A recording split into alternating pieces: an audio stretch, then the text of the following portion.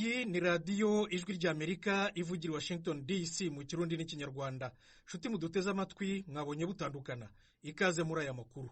Duhere ku yo hirya no hino ku isi twateguriwe kandi tugezwaho na Aloise Bigirimana.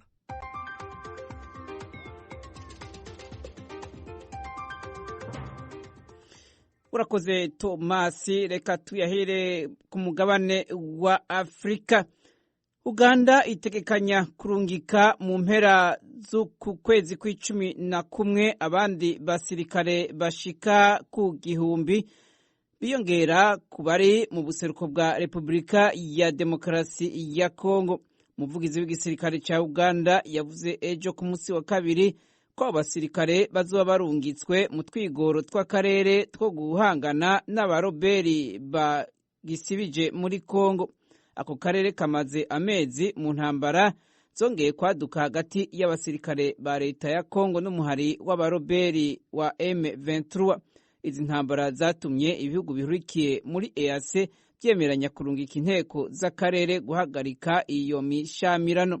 Abasirikare ba Kenya baza barashitse bo muri RDC kwigenekerezo rya 12 z'uku kwezi kwa11 ndetse n'abo Burundi bakaba ariyo bari.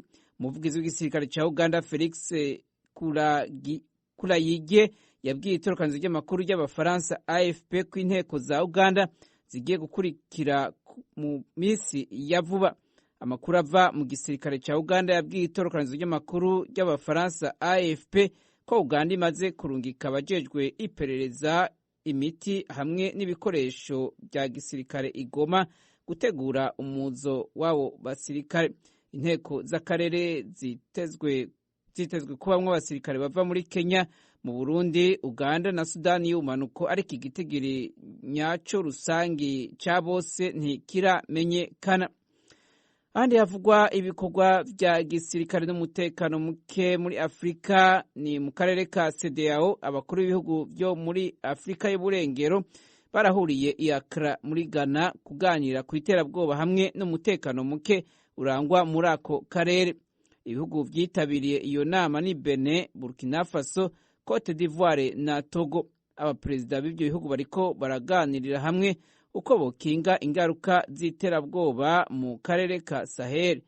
Ni mu gihe inteko z'abanyaburaya ziriko zirava muri ako karere, mu gihe Uburusiya nabwo burushiriza kongereza igihagararo.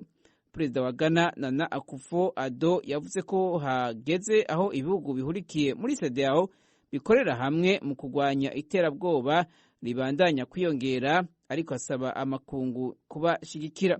Ibihugu byo mu burengero bw'isi nk'Ubwongereza, Ubufaransa n'Ubudagi biriko birakura inteko zavyo zo muri mugwi wa ONU muri Mali MINUSMA.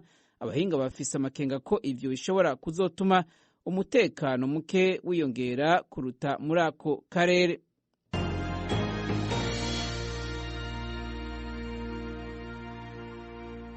Tukiri ku mugabane wa Afrika, ikigega mpuzamakungu FMI caremereye Malawi amafaranga angana n'imiliyoni 88 z'amadolari yo gufasha guhangana n'ibiciro by'ibifungurwa byabaye umurengera muri ico gihugu.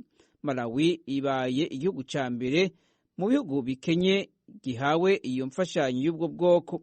Ibitigiri by'abanyemari bangamiwe n'ikibazo c'ibifungurwa byariyongereye inshuro zibiri bishika ku bice 20%. Leta ya Malawi ivuga ko vyatewe n'uko umwimbu wabaye muke, hakiyongera ko ubukene bw'intabire hamwe n'imbuto zidakwiye. Leta ivuga ko iyi mfashanyo izofasha mu kibazo c'ubukene bw'amafaranga y'abanyamahanga yatumye haba ubukene bw'igitoro muri ico gihugu.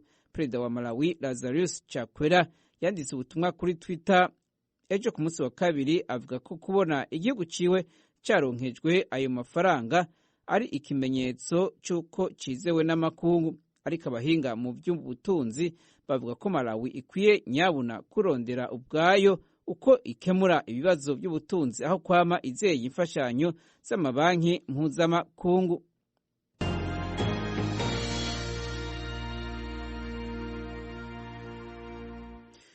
Mu makuru ku ntambara yo mu Burusiya na Ukraine, abajeje umutekano muri Ukraine bavuze ejo ku munsi wa kabiri ko basatse isengero y'abakristo baba orthodoxe iri i Kiev ku mugwa mukuru ifise amamuko mu Burusiya.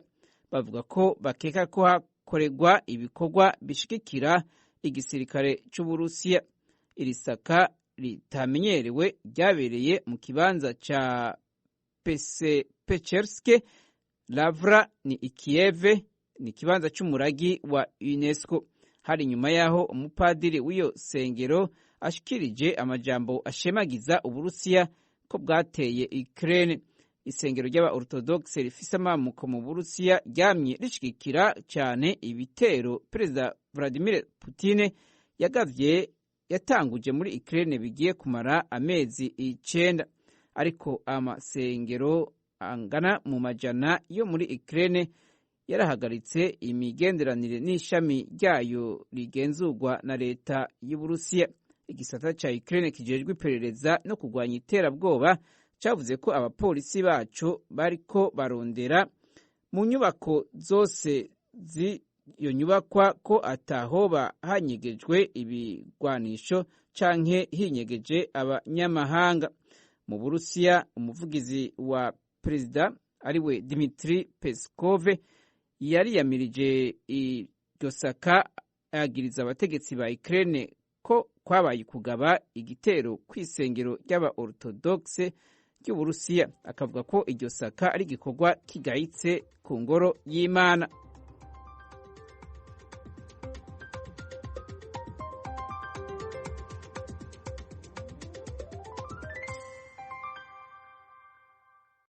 Aloyizi Bigirimana, urakoze kutugezaho ayo makuru yo hirya no hino ku isi.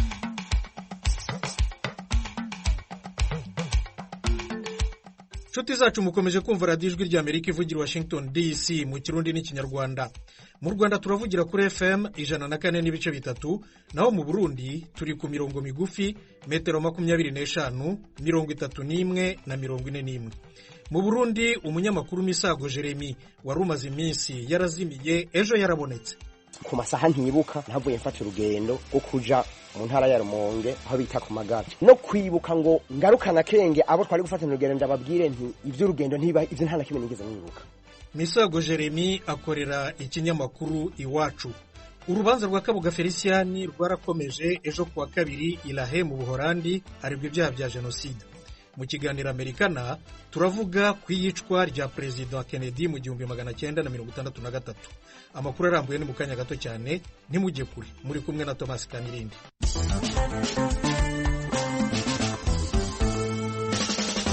Mu Burundi polisi y'igihugu yaraye yerekanye umunyamakuru Misago Jeremy wari waraburiwe irengero kuva kuwa gatandatu ushize.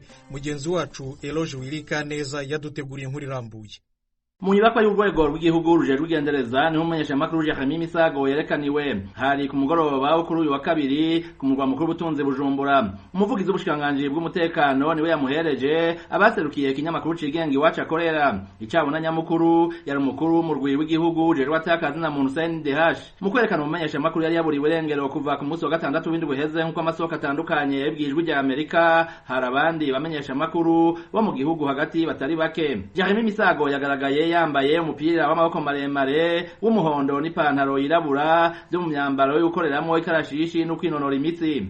Yabwiye amenyeshamakuru bagenzi be ko amadeni y'umurengera ariyo yamutesheje umutwe, yibagira kubwira bari kujana kwerekana umugeni ku bavyeyi biwe ku munsi wa gatandatu ku rugendo rwa sivye, maze yahitamwo kuja kwambariza Imana mu misozi ya Magara mu ntara ya Rumonge mu manuko bushiye uburengero bw'igihugu. Hariho abantu kubera nk'umuntu agusabiye nk'amahera mwishira hamwe haragera ikiringo iyo kirenze haca haja ko amande yiyongerako canke bakamwirukana mwishira hamwe. Ku wa gatandatu nko mu masaha ya 2 naciye ntangura kumva ntameze neza, ntameze neza nyene, numva ntisi intege nke, umva byari kwari kubera nyene ivyo bibazo nyene. Hanyuma inyuma yaho naciye mfata telefone ndayizimya, hanyuma ncafata agasakoshe kanje, hama ndafata Bibiliya na kantike nikarane nkunda kwiyandikiramo utuntu twanje atari yo ku kazi ku masaha ntibuka ntavuye mfata urugendo rwo kuja mu ntara ya Rumonge aho bita ku Magara hari hano ku musozi hajya kuri centre Magara hejuru hari ama antenne aho hantu rero abantu barakunda kuza kuhasengera nanjye nari maze kujayo rero nsanga vyanjemwo kujayo candagenda urumva aho telefone no birazimije no kwibuka ngo ngarukana kenge abo twari gufatana urugendo ndababwire nti ivyo urugendo ntiba ivyo ntana kimwe nigeze nibuka yavuze ko atayindi ntumbero nimwe yari afise mu kuja ku Magara ya Rumonge ata muntu amenyesheje nabanzanye twaje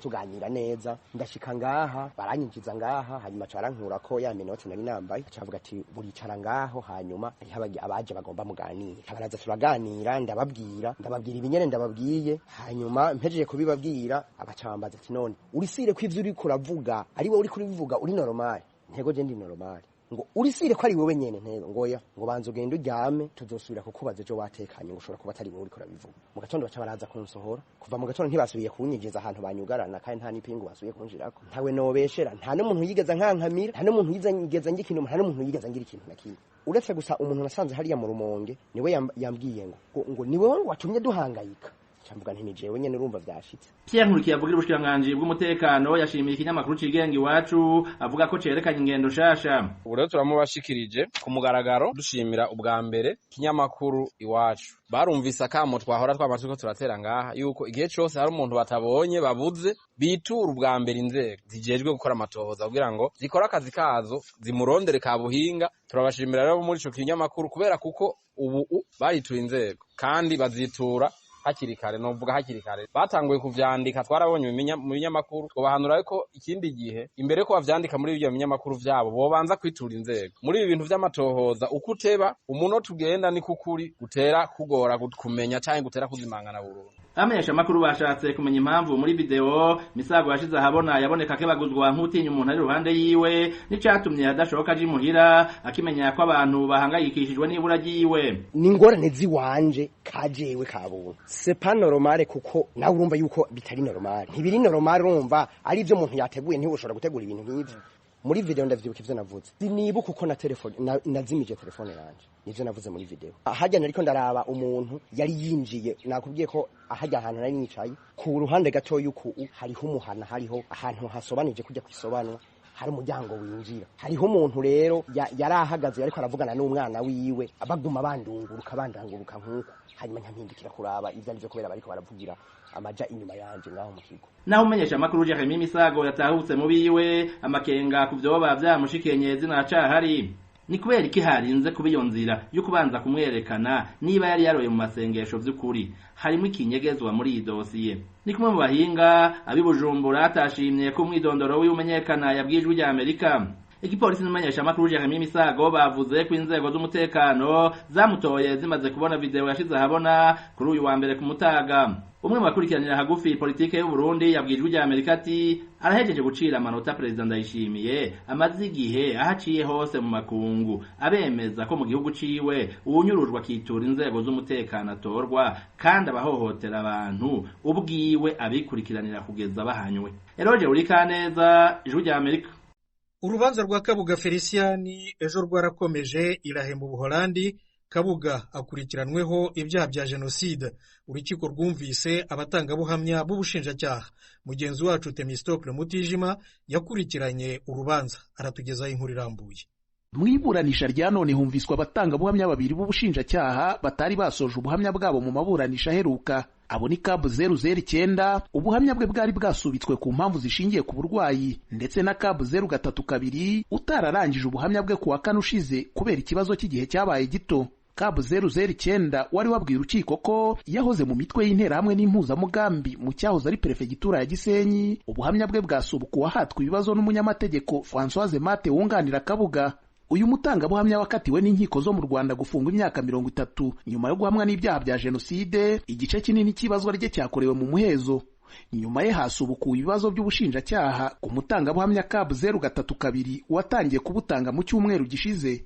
Cab 032 wumvikana nk'uwahoze mu nzego z'ubutegetsi zo mu Rwanda za mbere ya genocide yabajijwe n'umushinjacyaha aho yaba yarabonye Kabuga mu 1994 n'igihe yamuboneye undi asubiza ko Kabuga yamusanze ku biro bya radiyo RTRM ku itariki ya 17 y'ukwa kane mu 1994 ari kumwe n'abandi bantu bamuherekeje atashoboye kuvuga bari bo. Kabu 032 avuga ko mu bari kumwe na Kabuga icyo gihe harimo n'umusirikare.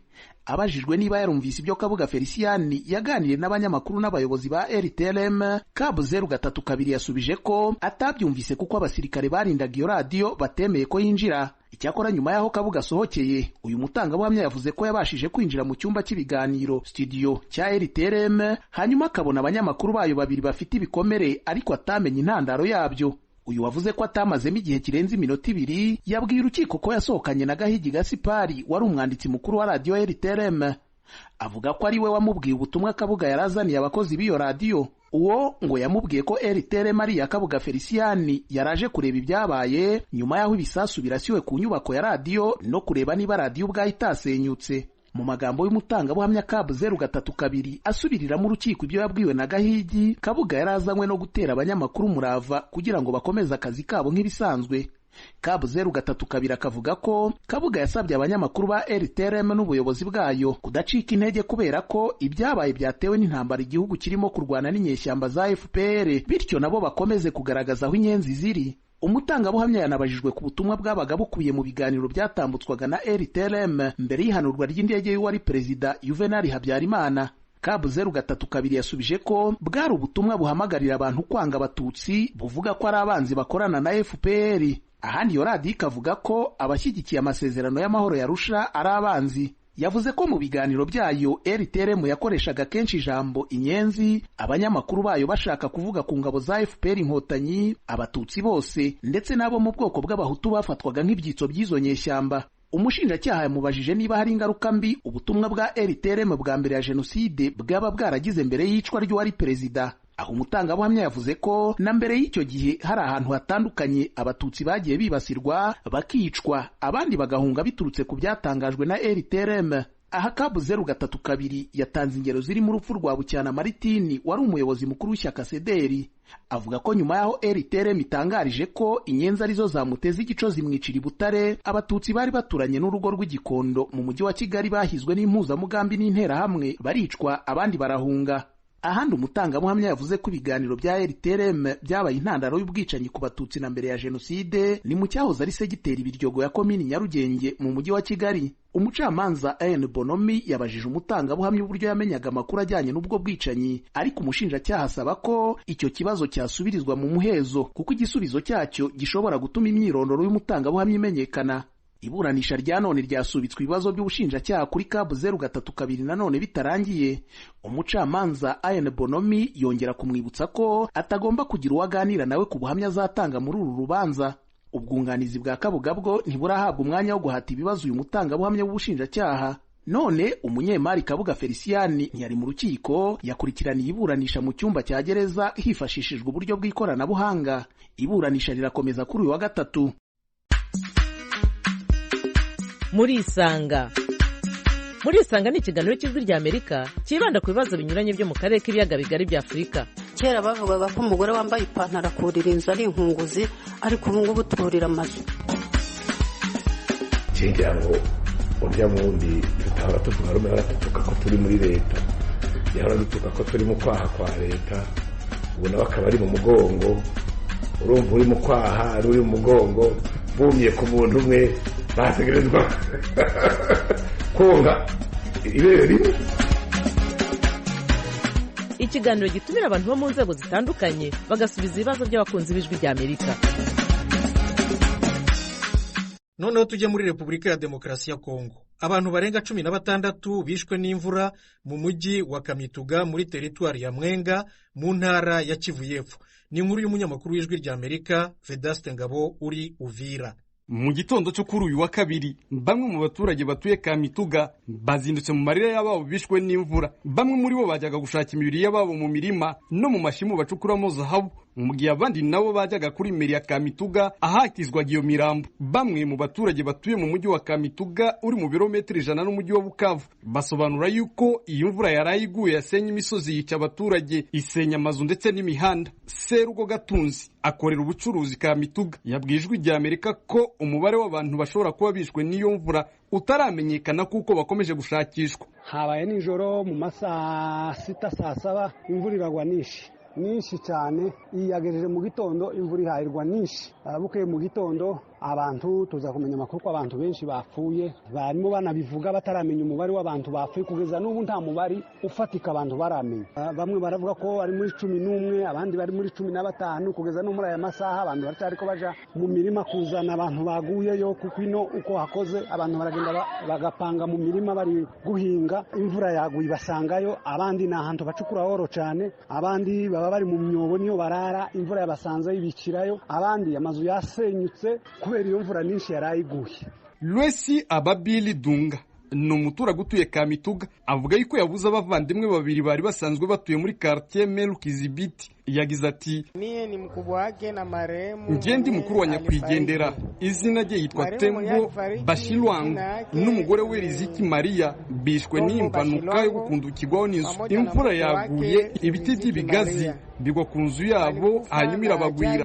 ya kuangukiwa na budongo juu ya nyumba. Muri aba bantu bapfuye kandi barimo na mukuru wa Basubi Ombeni Tresor, agaragaza yuko kubaka mu misozi ari byo byatumye iyi mpanuka iba.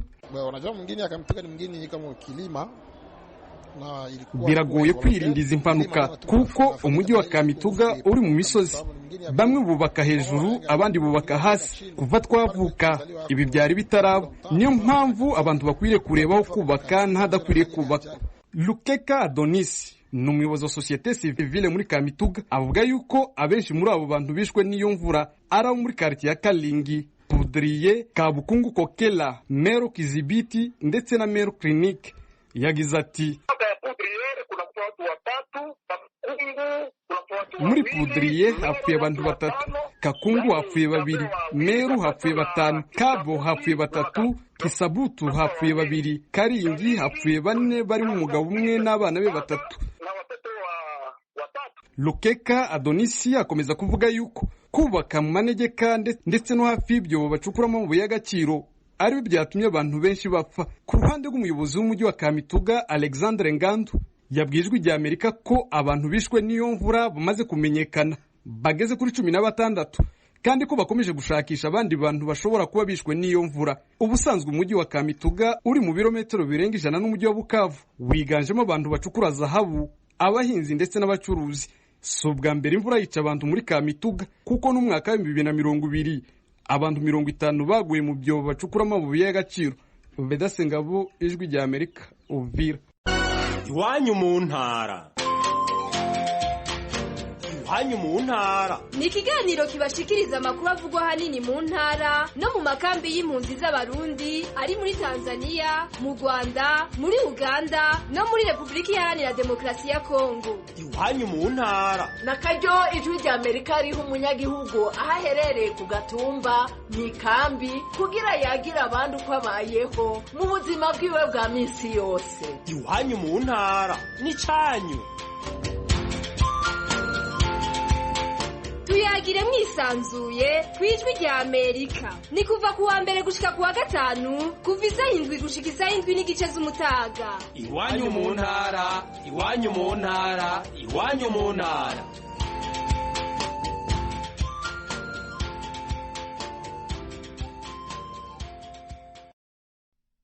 Mukomeje kumva radiyo Ijwi rya Amerika ivugira Washington DC mu Kirundi n'Ikinyarwanda. Mudukurikire no ku rubuga rwacu rwa internet wa@radioyacu.voa.com, kuri YouTube, Instagram na Facebook VOA Radio Yacu. Tugeze noneho kuri wa mwanya w'ikiganiro Amerikana ku byaranze Leta Zunze Ubumwe za Amerika mu gihe cyashize no mu gihe tugezemo.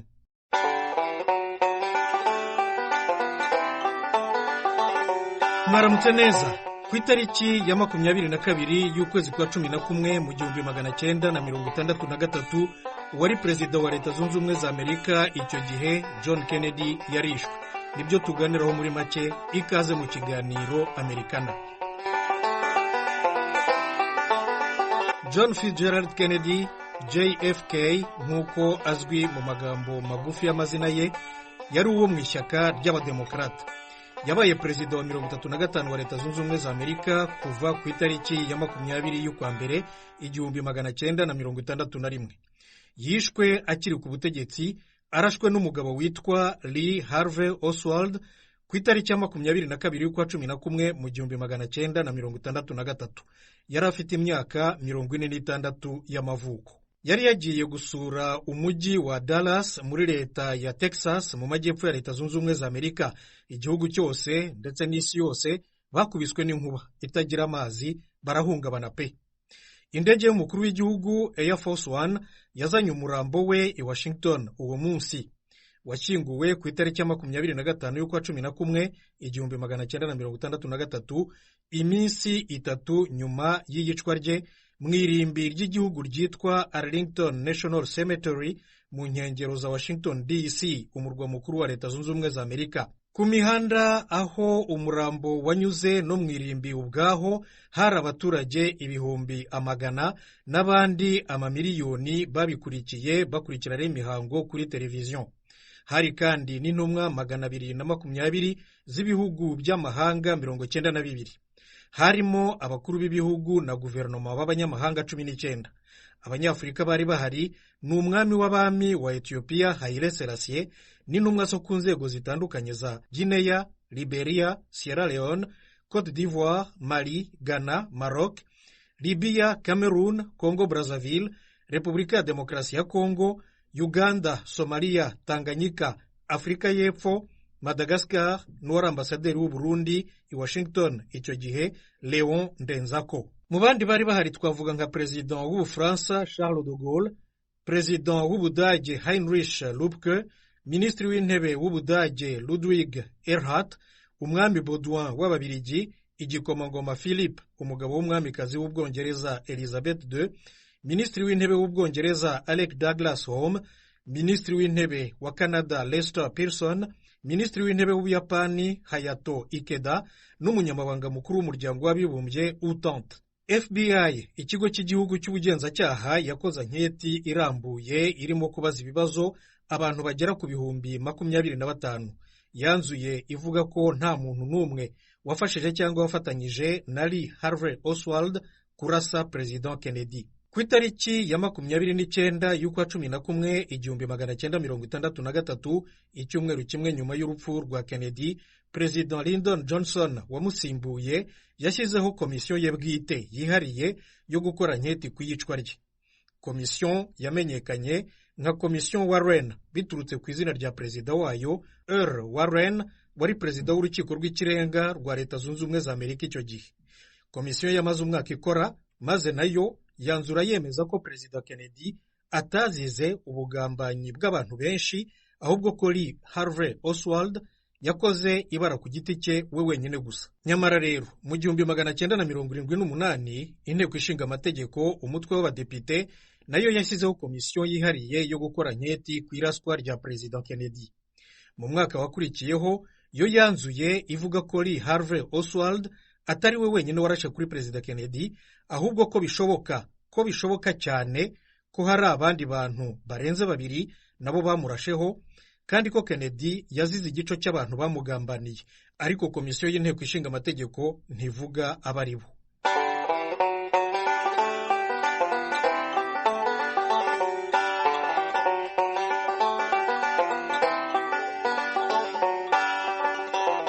Ijwi rya Amerika. Mu gihe kitarenze amasaha 2 nyuma yo kurasa President John Kennedy, Lee Harvey Oswald yatawe muri yombi. Ku itariki ya 24 y'ukwa 11 1963, iminsi 2 nyuma yaho, polisi yashatse kumwimurira mu yindi kasho ifite umutekano ukomeye kurusha iyo yari arimo. Abandi bantu benshi barimo n'abanyamakuru batagira ingano bari bahari. Umwe muri abo bantu witwa Jack Ruby yaramurashe aramwica. Ruby nawe yahise atabwa muri yombi arafungwa. Inkiko zamuhaye igihano cyo kwicwa, ariko yazize urw'ikirago. Yapfiriye muri gereza mu 1967 azize kanseri y'ibihaha. Nshuti zacu, ikiganiro Amerika na cy'uyu munsi nahagihumije. Mbashimiye cyane rwose ko mwagiteze amatwi.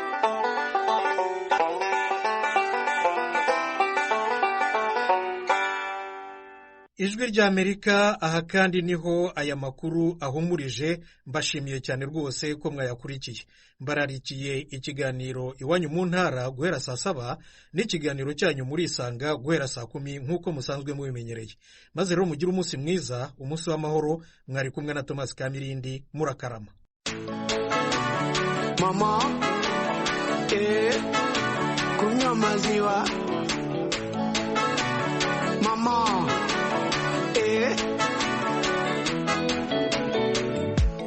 nakuwaza kila nikiona picha yako.